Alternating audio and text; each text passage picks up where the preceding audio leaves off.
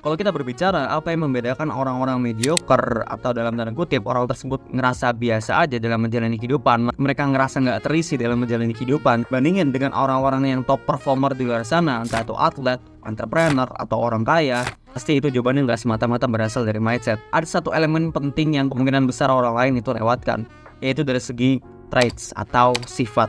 Karena gue yakin lu yang nonton video ini pasti pengen ke arah ke dalam kehidupan yang itu lebih better dibandingin sekarang. Entah itu dari segi finansial lu, sayang diri lu, value lu, atau bahkan lu pengen ngedapetin cewek. Salah satu unsur yang lu bisa tanamkan di dalam otak lu agar lu bisa punya gambaran atau visualisasi yang jelas supaya lu punya motivasi atau dorongan yang lebih lagi, itu adalah dengan cara mempunyai role model. Gue yakin semua orang itu pasti punya role model yang masing-masing. Kalau kalian belum nemu, gue saranin kalian bisa cari role model kalian siapa. Karena dengan kalian mempunyai role model yang berkualitas, yang misalkan ini orang ini high value male banget, kalian bisa jadikan ini sebagai salah satu gambaran ketika kalian sudah mendapatkan posisi itu. Let's say contoh simpelnya, kalian itu nggak termotivasi untuk pergi nge-gym. Dengan kalian punya role model yang kalian follow di Instagram, misalkan fisik dia bagus banget, hal ini bisa mempercikkan api motivasi di dalam diri kalian untuk bisa ngedapetin apa yang role model kalian punya gitu. Karena semua perjalanan orang di dalam kehidupan ini itu di jalan yang berbeda-beda.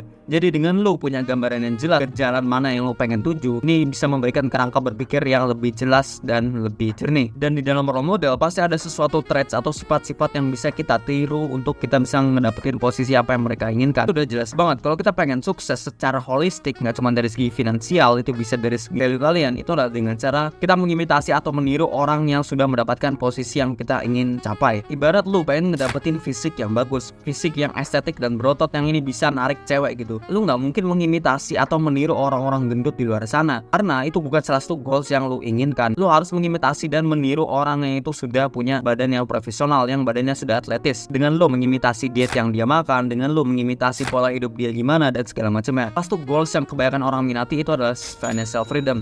Untuk lu bisa ngedapetin financial freedom, lu gak mungkin mengimitasi orang-orang miskin. Apa sih yang orang-orang miskin lakuin? Mereka complaining, mereka gak pernah ngedorong diri mereka sendiri untuk belajar. Mereka terlalu nyari banyak excuse di dalam kehidupan mereka. Akhirnya mereka nge-stuck di dalam satu posisi doang. Jadi itulah pentingnya kalian mengimitasi orang lain yang udah sukses di dalam bidangnya. Misalkan ada orang yang bilang bikin bisnis itu susah, yes, which is bener, susah gitu. Tapi dengan lu punya satu role model yang lu jadikan acuan, dimana role model ini pernah jatuh miskin tapi dia bangkit lagi menjadi kaya, ini bisa memberikan sense of motivation ke dalam kehidupan lu sehari-hari. Jadi itulah pentingnya role model. Dan di sini gua akan ngejelasin beberapa skill set. Spesifiknya itu adalah soft skill dan traits yang lu harus implementasikan di dalam kehidupan lu agar lu bisa maju ke dalam posisi yang itu lebih better dibandingin sebelumnya. Karena gue dulu adalah salah satu orang yang madesu, yang loyo banget. Dan gue waktu itu belum punya role model dan acuan sama sekali. Tapi dibandingin sekarang, ketika gue udah punya role model yang gue impikan, gue pengen ke dalam posisi itu banget, gue punya personality shift, dimana personality gue yang dulu dibandingin sekarang itu jauh lebih berbeda. Karena gue punya suatu orang yang sudah mencapai puncak. Dan apa sih yang orang ini lakukan? Karena dengan gue punya suatu acuan yang orang ini sudah nyampai puncak, gue bisa mengidentifikasi apa yang dia lakukan, kerangka berpikir dia di mana ke dalam kehidupan gue, sehingga cara gue perform menjalani kehidupan itu berbeda.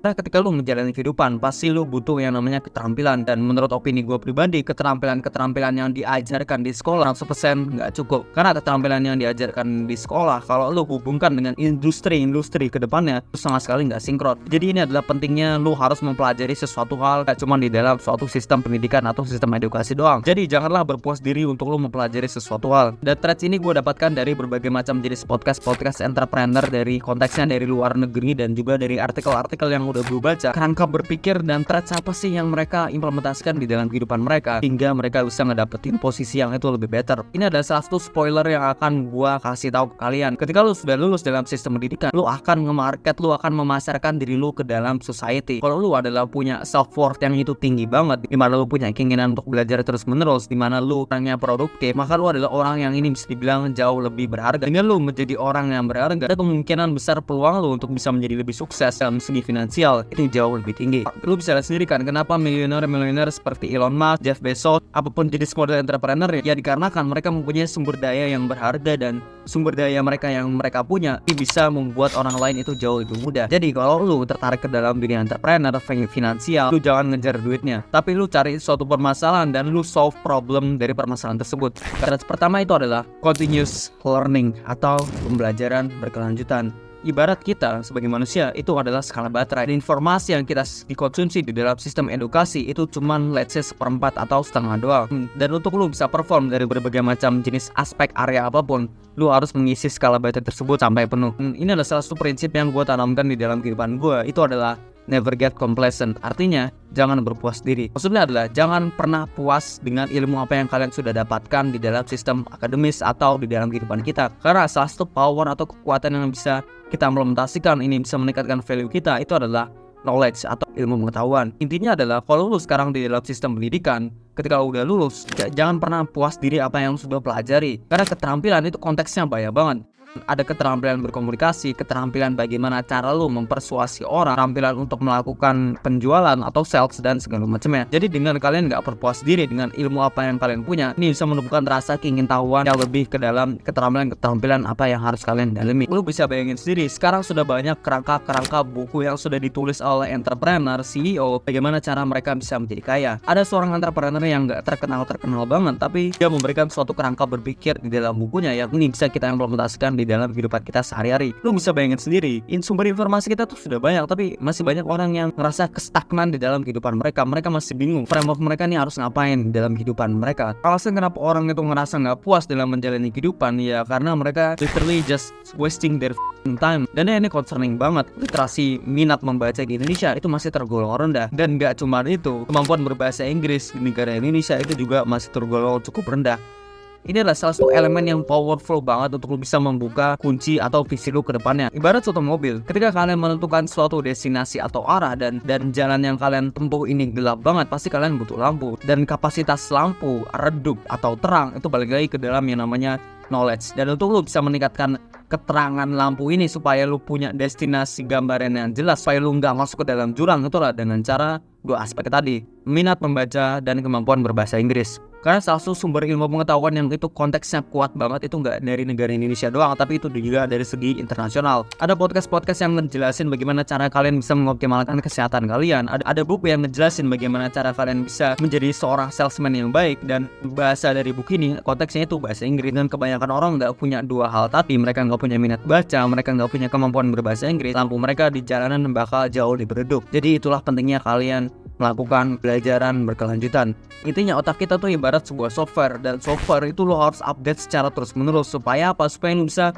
membuka fitur-fitur yang baru. Itu sama juga dengan knowledge atau ilmu pengetahuan. Jadi pentingnya kalian harus mengimplementasikan suatu tren pembelajaran berkelanjutan. Kalau kalian punya banyak waktu luang dan kalian ngerasa bosan ngebuka media sosial, main video games, mulailah membaca buku. Kalian akan menemukan suatu ide yang ini bisa bermanfaat bagi diri kalian sendiri. Gua ada satu rekomendasi website yang kalian bisa akses kalau kalian ingin menumbuhkan minat membaca kalian. Dan website ini konteksnya ebook. Kalian bisa ketik aja di Google pdfdrive.com. Gue udah membaca berbagai macam jenis ebook, dan hasilnya gue punya perspektif yang itu jauh lebih matang daripada orang-orang lain. Dan ya di sini gue bukan sombong, tapi ini udah jelas banget. Dan lu membaca ini nge-update software yang ada di dalam otak lu, sehingga otak lu itu punya fitur-fitur baru. Di beberapa hari lalu gue baru mempelajari sesuatu hal yang ini interesting banget, yaitu cyber security. Dan ya gue bersadar bahwa knowledge atau ilmu pengetahuan itu sudah banyak banget sumber informasi di luar sana, entah itu yang berbayar atau yang gratis. Jadi untuk lo bisa memperdalami suatu bidang, mungkin degree atau gelar itu sama sekali menurut gue sudah outdated. Dan ya bukan berarti di sini lo harus nggak kuliah, tapi maksudnya adalah atau keterampilan itu lo bisa asah tanpa lo pergi ke dalam suatu sistem pendidikan. Lo bisa akses dari internet gitu. Hal yang ngebegoin lagi adalah kenapa kebanyakan orang Indonesia itu masih kolot, padahal informasi di luar sana itu sudah banyak. Karena ya mayoritas sekarang kebanyakan mengonsumsinya entertainment.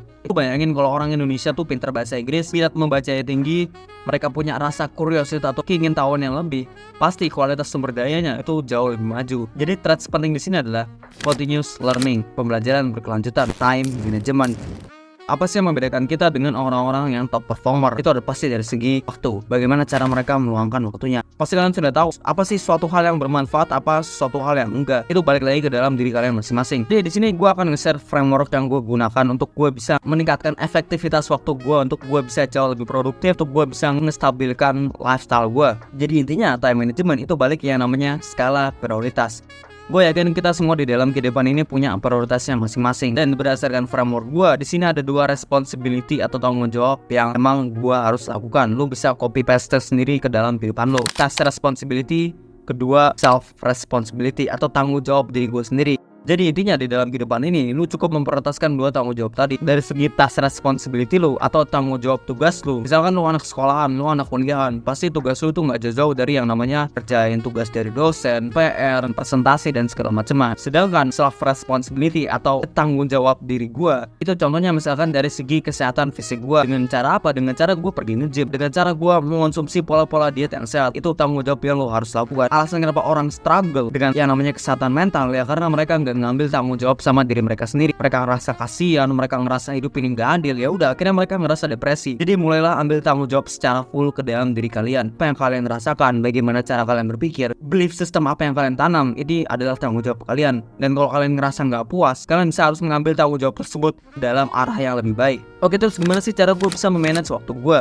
Jawaban simpelnya, lo harus meminimalisir distraksi sebanyak mungkin. Ini adalah salah satu mindset pusi dan bencong yang kebanyakan orang punya gitu. Oh, gue nggak punya waktu. Oh, gue nggak punya waktu untuk ngelakuin ini. Gue punya temen yang ini pengen ngejalanin pola hidup yang sehat. Mereka ingin mulai pergi nge-gym, mereka ingin ngelakuin A sampai Z, tapi mereka nggak mulai-mulai. Dan alasan terbesar yang mereka bikin itu adalah mereka nggak punya waktu. Padahal nih faktanya kalau gua analisis sendiri waktu dia tuh ngapain, waktu dia kebanyakan dipakai cuman buat nganggur, dipakai cuman buat scrolling, konsumsi konten. Jadi mereka menjadikan distraksi mereka itu sebagai sebuah excuse untuk mereka nggak melakukan apa yang seharusnya mereka lakukan. Alasan kenapa orang nggak bisa menyelesaikan sesuatu secara efektif, efisien ya karena distraksi. Jadi di sini keterampilan lu untuk fokus dan akuntabilitas itu dilatih. Dan konflik terbesar ketika ingin nge-manage waktu kita pasti itu nggak jauh-jauh dari yang namanya prokrastinasi. Alasan kenapa kita menunda-nunda, well ini balik lagi ke dalam mekanisme otak kita. Mekanisme otak kita itu nggak didesain untuk membuat kita berkembang. Karena menurut penelitian sendiri nih, otak kita didesain untuk menghindarkan diri kita dari sesuatu hal yang ini menurut kita nggak nyaman gitu. Dari salah satu hal yang masih gue implementasikan sekarang ketika gue ngerasa malas, ketika gue ngerasa nggak termotivasi untuk melakukan sesuatu hal, itu adalah dengan cara ya gue ngeliat role model tadi. Selain gue ngeliat acuan role model gue, itu dengan cara gue menggunakan teknik visualisasi. Jadi visualisasi bahasa simpelnya tuh kalian memainkan imajinasi kalian. Ketika kalian nggak melakukan sesuatu hal yang seharusnya kalian lakukan di 3-5 tahun ke depan, apa yang kalian bakal rasakan? Gue berharap gue mulai ngelakuin ini. Oh, gue berharap gue nggak ngelakuin ini dan segala macamnya. Dan teknik visualisasi ini nggak usah jauh-jauh deh. Lu bisa melakukan visualisasi 1 hari ke depan, di 2 hari ke depan. Kalau gue nggak ngelakuin sesuatu hal yang harusnya gue lakukan di hari ini, apa yang akan gue rasakan di hari kedua, di hari ketiga? Pasti lu bakal merasa nyesel. Dan gue ada solusi manjur banget ketika kalian masih bingung cara menstruktur atau mengorganisasi waktu kalian karena kalian let's say ngerasa kewalahan, ngerasa sibuk dan segala macam. Itu dengan 2 hal. Pertama, kalian mengidentifikasi skala prioritas kalian. Kalau lu pikir secara jangka panjang dan ini nggak ngasih benefit, maka ini bukan skala prioritas lu. Misalkan ketika lu menjalani perkuliahan, di situ ada organisasi, dan semua orang itu pasti punya persepsinya sendiri tentang yang namanya organisasi, tentang yang namanya mensibukkan diri di dalam dunia perkuliahan. Tapi karena gue punya skala prioritas yang ini ngebikin gue jauh lebih ngerasa fulfill, ngerasa terisi. Misalkan gue ngerasa ngedapetin keuntungan yang lebih dengan cara gue bikin konten, jadi gue nggak terlalu ngambil pusing dengan yang namanya organisasi. Jadi intinya kalian pilih ke jalan mana yang kalian pengen arah dan apakah di jalan ini bakal ngasih benefit di jangka panjang bagi diri gue. Kalau jawabannya enggak, lu bisa nyari skala prioritas yang lain. Karena mensibukkan diri dan menjadi hal yang produktif itu adalah 2 yang berbeda. Hal kedua untuk lu bisa memanage waktu lu itu adalah dengan cara time boxing. Coba lu sekarang buka browser atau aplikasi di handphone gadget lu, buka yang namanya Google Calendar. Ini adalah tampilan Google Calendar gua. Gua setiap hari itu ngapain aja sih? Di sini gua ada nge-gym, gua ada sholat, gua ada ngebaca buku selama beberapa menit dan segala macamnya. Karena di dalam sistem pendidikan ada yang namanya scheduling, ada yang namanya jadwal. Dan implementasi jadwal ini bisa kita terapkan di dalam kehidupan kita supaya apa? Supaya kehidupan kita tuh jauh lebih terstruktur, jauh lebih terorganisir. Karena lu bayangin sendiri ketika suatu sistem akademis, sekolah atau perkuliahan tanpa adanya jadwal sama sekali, tiba-tiba dosennya tuh ngecat mendadak, itu kan kayak gak make sense gitu, pasti bakal tabrakan. Jadi itulah pentingnya kalian mengorganisir waktu kalian dengan time boxing. Cara penggunaannya itu cukup simpel, kalian bisa tarik aja ini nanti jadi kotak terus kalian ketik bla bla bla bla bla, misalkan nge-gym bla bla bla bla bla. Konsep dari manajemen waktu itu sendiri adalah lu meluangkan atau memanfaatkan waktu lu mengerjakan suatu tanggung jawab lu, baru lu bisa santai. Alasan kenapa orang struggle dengan yang namanya manajemen waktu ya karena mereka lebih memprioritaskan senang-senangnya dulu baru mereka mengerjakan sesuatu hal, akhirnya mereka kewalahan. Jadi kalau kalian punya deadline, lupain yang namanya deadline, lupain yang namanya berapa lama tugas ini harus dikumpul. Kalau kalian punya waktu, ya udah kerjakan aja. Dan intinya kerjakan tanggung jawab kalian dulu baru kalian bisa santai-santai. Selanjutnya itu ada yang namanya work ethic atau etos kerja. Kunci untuk bisa memaksimalkan kinerja produktivitas lu dari segi pekerjaan, studi, apapun itu, pasti itu nggak jauh-jauh dari yang namanya work ethic. Work ethic sekarang bisa dibilang cukup sangat concerning banget. Untuk masalah work ethic sendiri, tanyakan satu pertanyaan ini kepada diri lu. Diri lu sendiri itu ingin menjadi orang yang layak dan nggak tergantikan atau irreplaceable. Jadi kita sebagai manusia itu adalah nilai tukar. Lu meningkatkan berbagai macam jenis value dan kerja keras sama diri lu sendiri agar lu bisa mempunyai nilai tukar yang itu jauh lebih tinggi daripada orang lain, sehingga orang lain itu takut kehilangan lu. Ya kalau kita analogikan, ibarat manusia itu sebagai duit, dan kalau duit atau value dari duit ini rendah banget, misalkan cuman 2.000, cuman 1.000, kalau hilang itu pasti bakal ya udah biarin hilang aja gitu. Tapi kalau duit ini bernilai 100.000 dan ini worth it banget, hilang pasti ini bakal dicari-cari gitu. Pasti orang-orang itu nggak akan mau kehilangan duit 100.000. Jadi itulah pentingnya become worthy as possible. Karena gue udah sempat mention, beberapa tahun ke depan lu bakal nge-market, lu bakal masarin diri lu sendiri ke dalam society. Ya karena apa? Karena orang butuh otak lu gitu. Semua orang di dalam kehidupan ini punya kelebihan dan talenta, tapi parahnya lagi, kebanyakan mayoritas orang itu nggak mau ngediscover, nggak mau menemukan talenta apa yang mereka punya gitu. Mereka cuma membuang waktu mereka, menstimulasi diri mereka. Itu adalah alasan kenapa mereka merasa nge-stuck di dalam kehidupan. Ya karena mereka nggak mau ngambil aksi. Dan salah satu elemen-elemen work ethic yang sangat dibutuhkan sekarang itu ada 3: fokus, disiplin, creativity. Ini adalah 3 elemen yang lu harus implementasikan di dalam kehidupan lu sehari-hari kalau lu ingin meningkatkan work ethic lu. Gue udah ngejelasin video gimana cara lu bisa mengembalikan fokus lu dalam era penuh distraksi ini, dan juga dari konteks disiplin. Kalau lu belum nonton, lu gue saranin lu tonton itu. Hal terakhir ini gue nggak akan ngejelasin panjang-panjang, itu adalah contribution.